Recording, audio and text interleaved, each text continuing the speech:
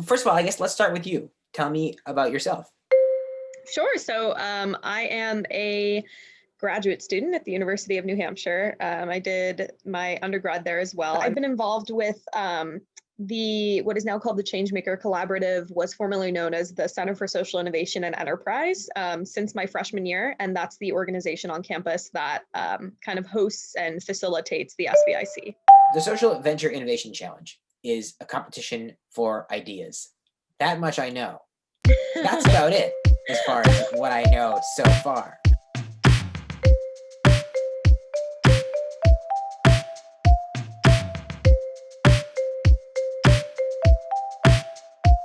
And I think the beautiful thing about the SVIC is, one, the barrier to entry is pretty low, so you don't have to have a fully realized entity or business plan.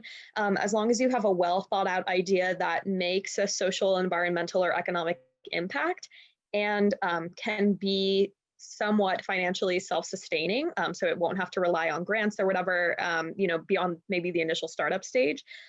It's a viable idea for entering in the SVIC. So we see a really wide range, and it's really cool.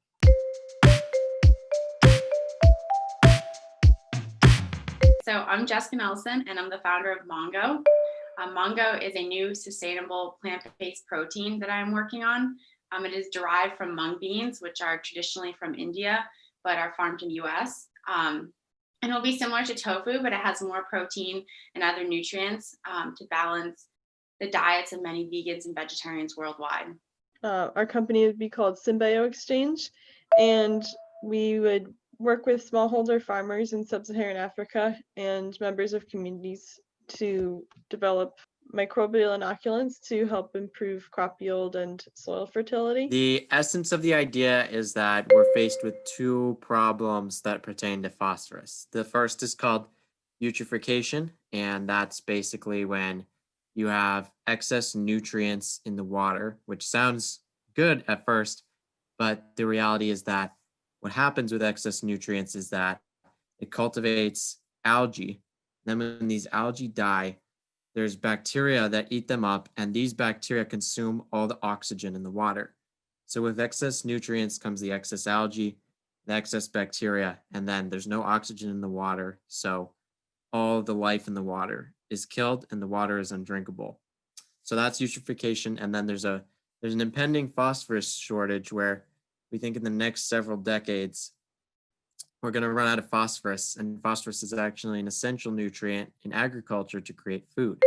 So our solution is to install filtration devices in wastewater treatment plants, because that's where 54% of the phosphorus in this water comes from. We found a cheap input which was a waste product from coal mining, I believe, that basically can isolate the phosphorus from the rest of the stuff that we actually want in the water. So right now they're mining for phosphorus, and basically they're just getting toward the end of those mines, just because it takes so long for phosphorus to develop.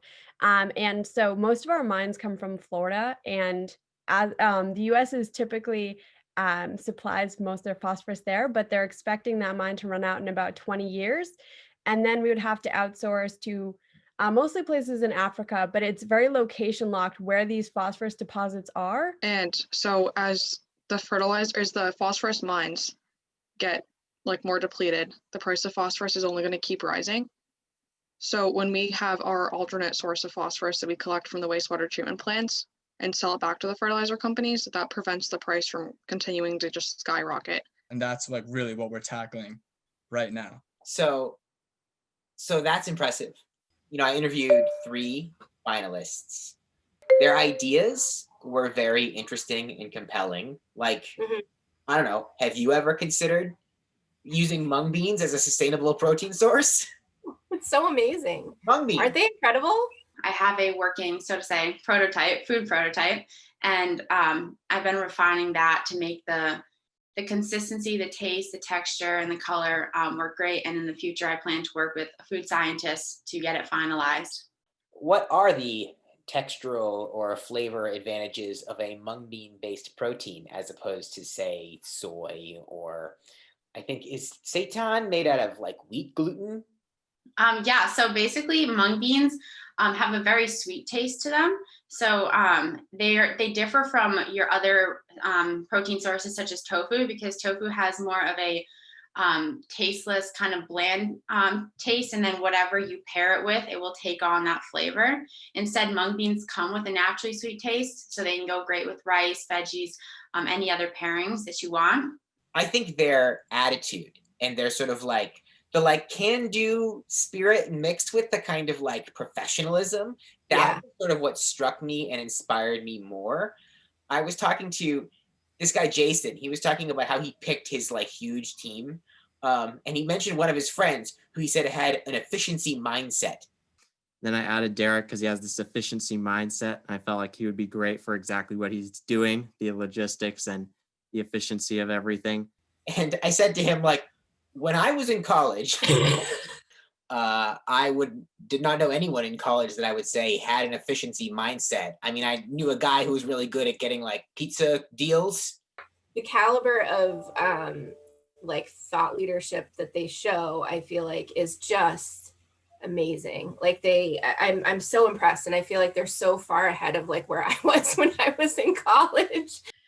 The inoculants would be adapted to each particular local environment. So producing them within the community means that you can isolate microbes from there, and they're adapted to the local climate conditions. You pick ones that are relevant for the crops that people actually grow there, rather than focusing only on a few bigger crash crops.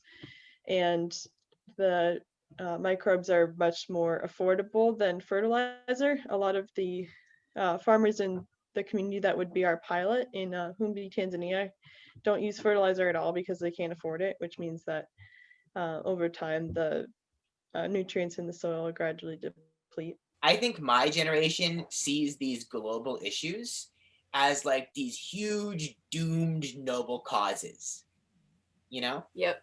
And I do think like there's definitely a lot of credit due to the Changemaker Collaborative for sort of fostering in these kids a very different mindset. Yeah. It's like climate change. Oh yeah, no problem. We've developed a process for filtering water that will resolve 53% of that, and we'll be a profitable company by 2024. like it's as if it's something that is tackleable. Like it's something that you can wrap your arms around. And I think it is really easy to feel like all of that is just so overwhelming that you can't. I feel very safe in the hands of this next generation. Yeah.